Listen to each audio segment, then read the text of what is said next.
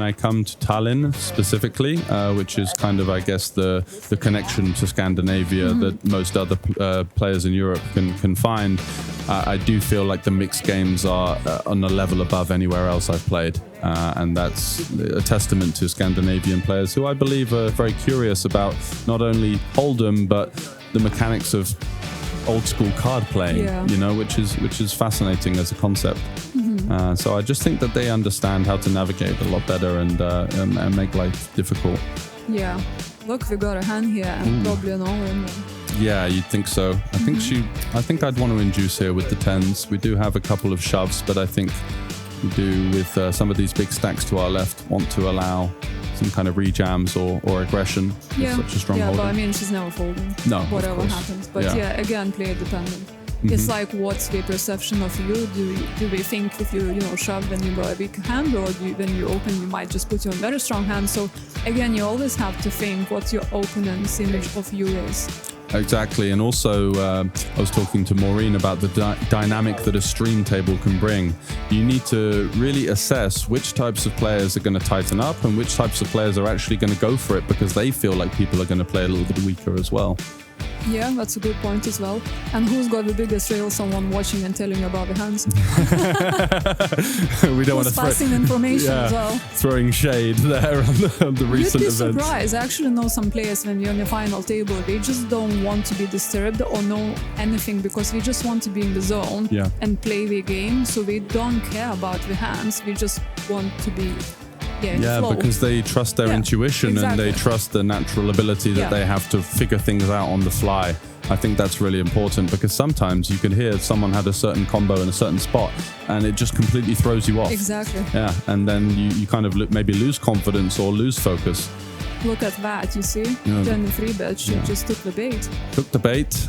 Christina with the trap. There was sort of a trap open instead of jamming there, looking for this kind of action. And now Marta, who very well understands the type of game that Jenny is bringing to the feature table, is got a great hand to go for the 4-bet.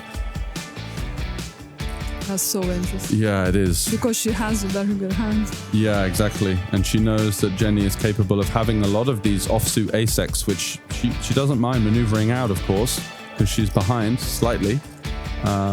But, if Jenny's going to have these hands like ace-9 off, ace-8 off, ace-7 off, and even some ace-5, ace-4, ace-3, it's very easy to be over-bluffing in this spot as the chip leader on the button with a lot of these kind of offsuit ace-X combos. And Marta just picking up on that excellently. She is unfortunately going to run into the 10s behind, which now becomes somewhat problematic. I feel when you're opening off of 13 bigs, you do just kind of close your eyes and get it in regardless. Yeah. But I wouldn't be surprised to see her, she's shaking her head a little bit, and it's by no means an easy spot. But you've just really got to go through the motions here and figure out that we are late position. But that's the reason you raise 10s in the first place, because that's exactly the action you are anticipating. Yeah, exactly. Hoping for, and she's got the action that she wanted, but maybe a little bit too much. Just wanted to see the 3-bet from the chip leader. Instead gets the cold 4 out of the small blind. And Marta, by the way, from Lithuania, has been extremely aggressive. We've seen check raising, we've seen a 3-bet from the big blind with the jack 4 offsuit versus Christina previously. So Christina won't know that because we haven't had a break yet. Oh, wow. So she does favor the side of conservatism. Interesting. And now are we going to see another click war between Jenny and Marta? So just to update you, Diver, recently we saw an open blind versus blind. The board was ace-8-6. Jenny had queen-7 suited, and Marta had 5-3 off, and the flop got 3-bet from Jenny. So there's definitely a dynamic between these two players. Well, they have chips, right, to play. Absolutely. Look at that. Marta picking up a great situation there, getting the 10s to fold and pouncing upon that aggressive 3-betting. Getting 2 better hands to fold. Exactly. That's what aggression achieves. Sometimes you don't need a hand. You just need to pick the right player, the right spot, and go with your intuition that you got. A really, really perfect spot to take it down. Yeah. Yeah, it's very interesting. I just wondered, did she 4-bet with ever with intention to fold, or she's never folding because she's put half of her stack in. But when someone 5-bet shoves, your queen is doing so badly. Yeah, that range would probably be That's ace, king, queens plus. Exactly. Yeah. So then your king is a bit. Yeah. So she has the plan to 4-bet fold, which is very brave and admirable. Absolutely. I agree. And if there is a dynamic, even if there is an aggressive dynamic, that might mean that Jenny takes ace queen, which is still a hand that crushes you, right? So but it's not going to be much wider than that, you feel. Yeah. There's just no room to take an ace 5 suited shove at that point. You just have to wave the white flag. I agree. It's interesting because all of them are very evenly stacked. Yeah. Yes. Apart from Christina. Linda. Yeah, and yeah. Well, Linda's go 400k, that's quite a lot. Oh, we have another Linda from Norway. Oh, yes. Yeah, so she's got a stack in the 555, so she's been kind of multi-tabling. So there was a little bit of a sort of happy accident in the form of a scheduling clash for her. She was on my starting table, actually, Linda. And what do you think of her game? I only saw a few hands before I bust that table with aces. Yeah. But she liked playing post-flop a lot. She was always defending her blinds. Okay. So quite a stubborn type of player we imagine to see. Yeah. This is an interesting board. Actually, the 9 plays now. Previously not, so it's quite a rare situation now. I know, it is, right? So the king coming, now the 9 is in effect. And Linda is shrewd enough to find this value bet here versus the passivity of her opponent. And that looks like quite a meaty one as well. Nice sizing. It's very easy just to go for the smaller size here in the block, potentially scared of a hand like King X or even a tricky 7X. But she does go for the over half pot. I mean, that's also a very brave bet. Yeah, very strong. Yeah. Just trying to target hands like jacks, 10s, 9s, 8s that could be in this line. The weak of Queen X would be rather unlikely. Yeah, it's just not many hands you get in value from, apart from Queen, but that's also... you have to imagine it's a sort of like Queen 5 suited. Probably you don't give your opponent Queen 4 off in the pre-flop open. That's the thing, yeah. Yeah. So it's a very thin range. Very thin value bet. Yeah. Yeah, so credit to Linda here finding it. Yeah, amazing. And for a pretty juicy sizing as well. Exactly. It's not like a blocker bet. Yeah, it shows a lot of confidence in her game plan. And in her read. Yeah.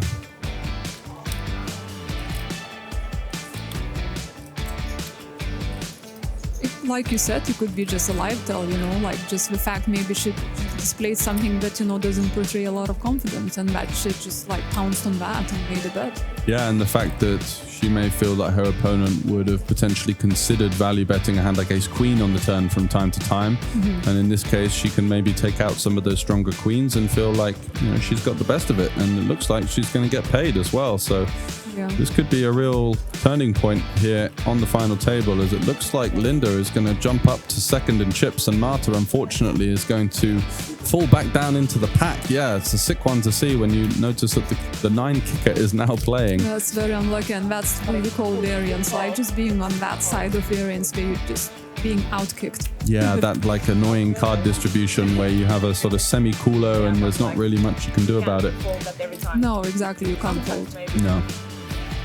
Have to pay off. Yeah, especially with the 4 side card as well. That means that you unblock a lot of these like Jack 10, 9, 10, Jack 9 type holdings that could potentially take the bait on the river and with no showdown. So nicely maneuvered there from Linda from Finland. Really cool. Well, so far all of them doing really well. Yeah, absolutely. Good navigation so far. We've seen like the types of intuitive hands as well between Jenny and Marta mostly. This kind of king-queen 4-bet non-all-in, a perfect example of just absolutely nailing the exact situation that was in front of her.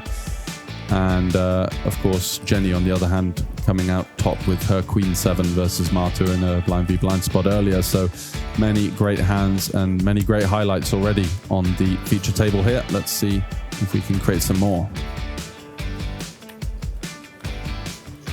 Jenny with Jack 10 suited. Marta looks to have around about 16 big blinds.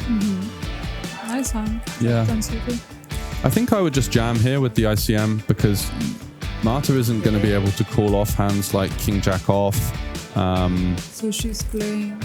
So she's got like 16, 16 big blinds. I think Jack 10, 10-9 suited are great candidates to just jam. There's 2 big blinds out there playing for a big blind ante, short-handed. Plenty of incentive, I think. Getting all of the queen high, king high, weak ace-x combos to potentially fold with the ICM dynamic. But she does flop the straight, so what do I know? And look at this. Flush and straight possibilities for Marta. Wow. You couldn't pick a juicier flop. Wow. Yeah, I agree. This is going to be... the money's going to be going in at some point. Does Marta... Fireworks. Yeah.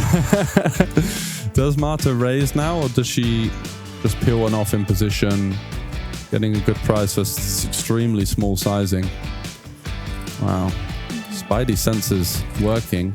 Maybe just looking to realize her equity, taking a turn card, keeping her options open, which is wow. Look at this. So the flush versus the straight. Yeah, both of them go straight on. Exactly, and Jenny even has a jack as well. So very interesting here, because for Jenny's standpoint, betting now, she might start to lose a lot of hands like Queen X and King X for this bet. She is going to go for the second barrel here. Big one. Yep. It looks something around the region of half pot, which would set up, I think, probably another half pot bet on the river or so. Just over. And Marta in a rather envious situation here with a somewhat disguised flush, as Jenny may feel that some of Marta's stronger flush draws, such as the ones with the gut shot, might have gone for the raise on the flop and looking to commit. But she's played the flop quite tricky in position, and she gets her reward on the turn in the form of the 10 of hearts. And it looks like she's going to continue to under-rep her holding with just a call. I think just calls you. I think it's nice, yeah. I think Jenny is very capable of taking off with all sorts of holdings here. The one hand that you might want protection against is the ace of hearts, but it's rather unlikely. It's blind versus blind. The ranges are very wide. I think calling here and... Makes sense. Yeah, definitely. And I think Jenny is aggressive enough to have even hands like 8-7, 8-6. Wow. Absolute brick, just a complete brick. Yeah, so no board pair, no additional heart, and it's all looking good. I think Jen is pretty comfortable. She's got the best hand at this point. Yeah, and she's looking to target hands like Queen 10, 10-9. Super hand. Yeah. One heart potential. Yeah, exactly. Some kind of hero call candidates with the pair plus the heart blocker. She announced the win. Yeah. So that's going to be pretty much a snap call, you think, for Marta. Just taking her time. No extra money to be made by rushing. Ooh, yeah, you can see. It's hard to put her on a flush. Very tough. She played it tricky the whole way, and I don't think she was exactly slow rolling. I just think it's such a momentous pot that you just kind of need to gather yourself and just make sure, hang on a second, if I run into it here, of course she's never going to fold, but just taking her time there. Very natural under the bright lights of the stream table. Yeah, it's tough to take when you actually flop for us. Yeah. And then somehow still lose by the river. Exactly. And there's so few hands that actually beat you at that stage. But you see on her face, she's like, I can't believe this has happened. I know. It's one of the unfortunate situations that may have had to occur for Jenny to lose that resounding chip lead. And now it looks like Marta is going to be neck and neck. They're really fighting for it. No one wants giving up. No one's making mistakes necessarily. And everyone wants that ring. Absolutely. The title. The ring, the title, and the entry into the free roll, which is a 1 million prize pool. I know, that's sick. Yeah. What's your biggest live poker accomplishment in terms of whether it meant something to you or the amount of money? I think the biggest money-wise is about 20,000. And one day was one day event. I played in London. Yeah. And I got quite a few titles in the ladies event, but I don't actually think I won a big open event. It's always been like second or third or final table, or the last two tables. Most common. Very common. Finish. Yeah, the 11th to 18th. Exactly. It's so tough, isn't it? Happens to me all the time. Same. So I'm still waiting for that one big event and to kind of like finish it in style. Well, fingers crossed it'll be me commentating you on the main event this week. That would be a lovely one to win. Wait, are you playing it? No, I'm doing the commentary, okay. of course. Yeah. I was thinking otherwise we could be heads up. Even chop. And maybe we can share some of the lucky ducks with me. Yeah, exactly. Well, actually, if we were heads up, then maybe I'd have to withhold my ducks. But after we've done a deal, maybe. So 150k 3-bet from Linda. And looks like Jenny is not backing down, peeling the 3-bet with the ace-deuce suited. What do you think about this spot? So Linda's 3-bet the big blind with jacks. She 3-bet jacks. Wow, what a flop. Look at this. Top set versus the nut flush draw. That's a proper action flop. At SBR1. We've been seeing quite a few of those, right? We have. We had the Jack 10 suited versus the Jack 5 suited. Jack 5 of hearts on King Queen 9, 2 hearts, turn heart. And now we see top set versus the nut flush draw in a 3-bet pot. I felt like Jenny might have been better getting away from that ace deuce, but she's definitely stubborn and doesn't seem to like folding too much. This is going on. Yeah, I like this sizing. She's gone for a third pot here. Don't want to scare away our opponents too much. Jenny can definitely have hands like 9s, 7s, and 10s that are in a tough spot. Jenny instantly rips, looking to maybe get a fold from a hand like ace-king that could bet fold the flop. In fact, she does run into top set, and this is going to be probably the most defining moment, I think, on the ladies' ring event so far. Exactly. This is a 942k pot, which is more than Jenny took into the final table. So a club and a club only. Graphics tell us that there are 4 remaining clubs in the deck, and it's not to be. Yeah, what a huge pot. What a swing. And now Jenny, who's pretty much had the chip lead for most at the final table, left with 15 big blinds, 16 big blinds. Wow. And it's Linda, a strong Finnish player, coming out of nowhere here, flopping top set in this huge 3-bet pot. You could just see a little glimmer of nerves, because when you get called your 3-bet with jacks there, you're thinking, please no overcard, please no ace, please nothing, just give me a nice low board and I can get the chips in and be happy. And she flops top set. What a hand. What a hand. Before the break as well. At least, the players can go on, like have some fresh air, have a breather, talk to their friends, calm down and come back refocused. So in some ways you have the ICM of the tournament, but in other ways you have the additional sort of 1k or so in equity of that free roll place. So it's becomes slightly more top heavy if you do factor that in. And the ring equity. Yeah, and the ring equity. I mean, how much would you value the ring at in terms of just? I think it's 4 figures, isn't it? Yeah. Yeah, it's got to be. Yeah.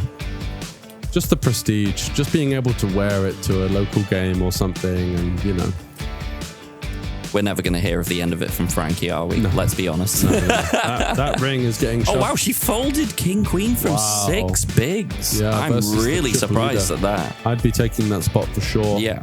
Linda has been opening incredibly wide. We've picked up a very above average hand that I don't think we can be folding King Queen there. Yeah, I'm not entirely sure about this peel from the ace-4. I guess what Jenny's thinking is that I'm up against a wide range and my ace should be less dominated than usual, but I think that this might be a slightly... Wow. Wow, this is a bit of a cooler situation. Does Linda choose to bet the weak king 3 ways here, facing a lot of ranges that are going to include a lot of Broadway holdings, not only in the form of King X, but also there could be hands like some Jack 10s, maybe pocket 8s. I'm not sure. I think both players probably would have jammed 8s or 9s, but I guess we do want to try and weed out some of the trash. Yeah. Define our... Yeah, hands like Queen Jack, maybe for Jenny, that are kind of caught in the middle of the crossfire with really decent equity. Let's say she had Queen Jack of hearts. She's got a lot of equity there. It's very difficult when you're in the middle of 3 players to do much there. Exactly, but can't continue. So Linda does go for the trappy check call. Really like this line. Yeah. It is the 8 on the turn. It looks like such a safe board and a safe turn as well. Yeah, I was wondering if Linda would sort of concoct any kind of leading range on that 8. She definitely has on the 8 of spades specifically some three potential 8s with backdoor flush draws, but doesn't go for it. Do we expect Linda to sometimes check the turn in order to maybe induce some bluffs on the river as well? Yeah, I think it's also pot control as well, because she knows how strong this continuer is going to be after she's 3-bet into the field there. And I assume that Linda should be leading river because we're going to have all the 8-X. But obviously King... Oh, wow. She goes for the shove. She goes for the jugular. And this is a really, really tricky spot if you're in... finish Linda's shoes. Yes, exactly. She's thinking... Because there will be some 8-X, but there's a lot of misdraws. We've got 10-7 suited. 6-7, unfortunately, fills on the river for the 5. Queen 10 misses, Queen Jack misses. Queen 10, Queen Jack. I think Jack 10 would be offsuit and all combos arriving here. So that's 16 bluffs. The only thing that gets there is 7-6. As well as, of course, the 8-X. So she's going to have Jack 10 offsuit, 10-7 suited potentially. She might fold 3 ways, I'm not sure. 7-6 suited, definitely in the range, will complete. Maybe 7-6 off as well. As for value, it's going to be... I don't think she's going to perceive Norwegian Linda to have King 9. I think she might rule that one out as potentially check raising the flop. Yeah. But... there is going to be some suited ace-X with the backdoor straight draw, backdoor flush draw type hands like 8-7, 10-8 suited in hearts, clubs, and diamonds that can definitely peel the flop.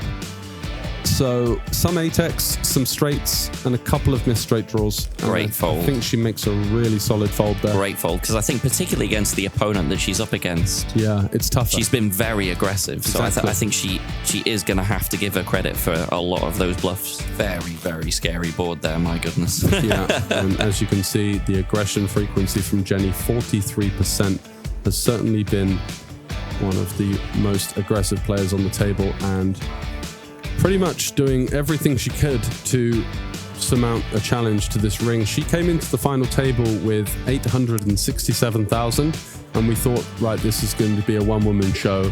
She's just going to take the bull by the horns. She did run into some resistance from Marta from Lithuania, and also, of course, Linda with the nut flush draw versus set situation. Yeah.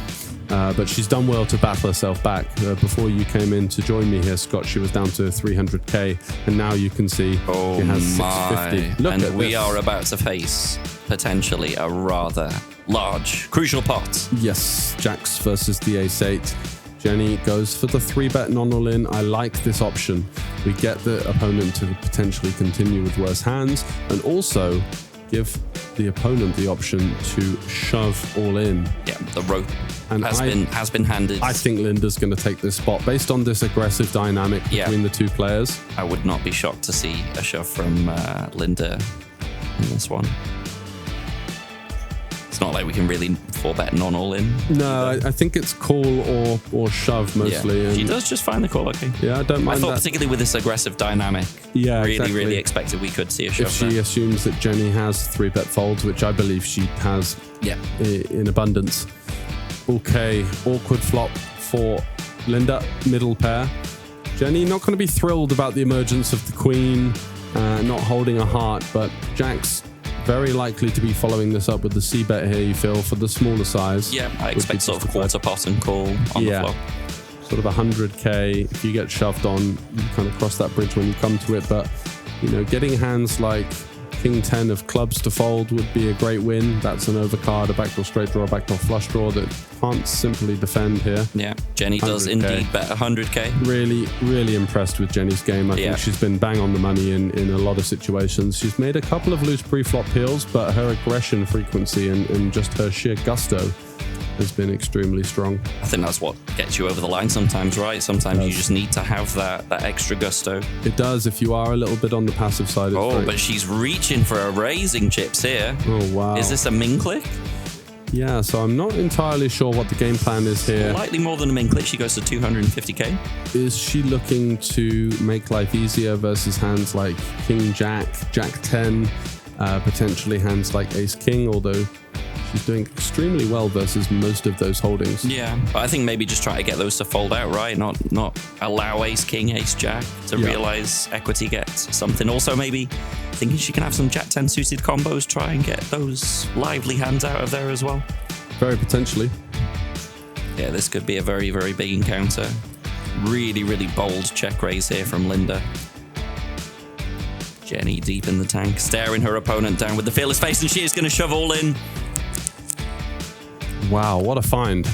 What a find with the jacks here on the queen high board as Linda does get out the way. Great awareness again from Jenny here. I think she's playing a cracking game. Very unfortunate fate there, but Jenny does continue her aggressive play, and she's opening with the king 8 into the king 9 finished Linda, yeah, which is a pretty strong hand from the big blind. Getting a decent price to come along. And she's definitely... Yeah, gonna see a flop. Little does she know. She's got the absolute best of it here. Looking for a king high board, maybe king deuce 3. And the money will be flying in undoubtedly. Let's see what we contend with.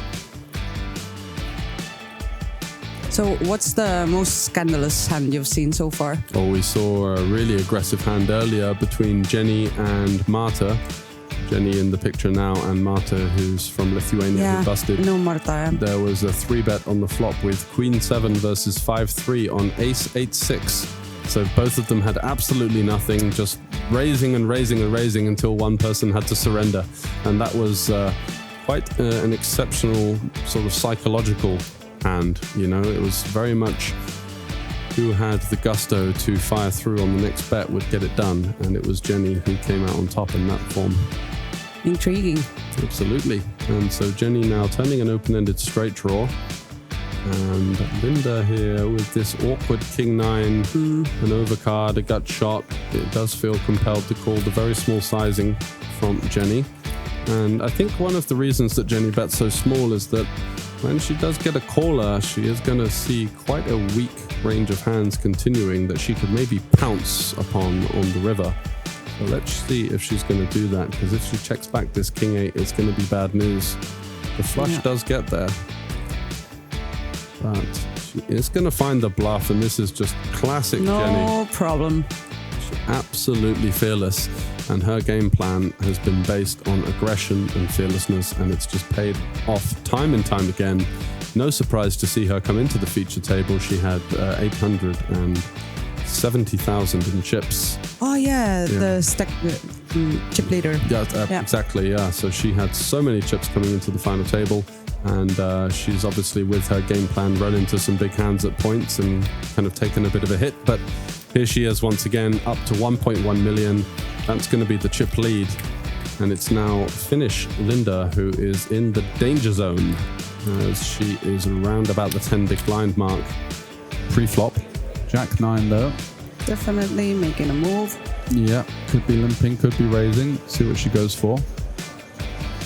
Goes for the raise. I think she feels that she's not going to get shoved on by this particular opponent that much. But Queen 5 suited is definitely going to cut the mustard. We'd like to see a flop with that. We'd like to see a flop with that. We've got a high card and we've got 2 of the same suit. That will do it. And, wow, straight versus middle pair. Here we go. Crazy. Those equities are wrong. It's going to be a huge equity favorite for Linda from Norway as she continues with her standard small sizing, which she's been advocating quite a lot so far. And Finnish Linda won't give up. No, and she doesn't want to see a 5 or a queen, otherwise she will be gifting a double up here. On the turn though, double flush draw. Loads of draws out there in the form of spades, diamonds, random jack X, ace X, 9X all have straight draws.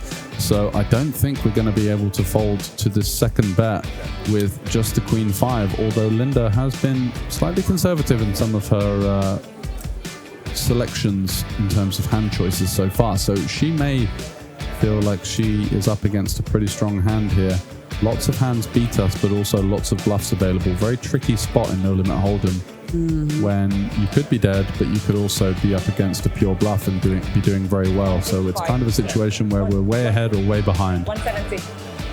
And she is getting the confirmation on this bet, and there isn't really a bad card for Norwegian Linda to face here. If it's a spade or a diamond, so be it. We've got a straight. We can still get called by some king X and some random 2 pairs. And 3 of spades on the river. I don't think Norwegian Linda is going to slow down here, and it's going to be a test for all or pretty much most of the remaining chips. You're shaking your head. I don't like the looks of it. No, it's not looking good, is it? Nope. Finnish Linda just praying for a check back here. I don't think it's coming with a straight. We could potentially check back some hands like a medium strength king, but the straight is just too strong. Heads up, we've got to go for a value bet here. And she does fire out, I think it's 300 into 790, which is about half of her stack. So 275. Okay, so very milky sizing, you know, not going for the all-in, not wanting to scare her opponent off. In many ways, this can look stronger as you're saying, you know what, I feel like you're going to fold if I jam, so I'm going to bet smaller and try and kind of price you in. And you can see it's a tough spot for Finnish Linda. Yeah, and the issue is with the smaller sizing is that Norwegian Linda could very well bet a hand like ace king or king 9.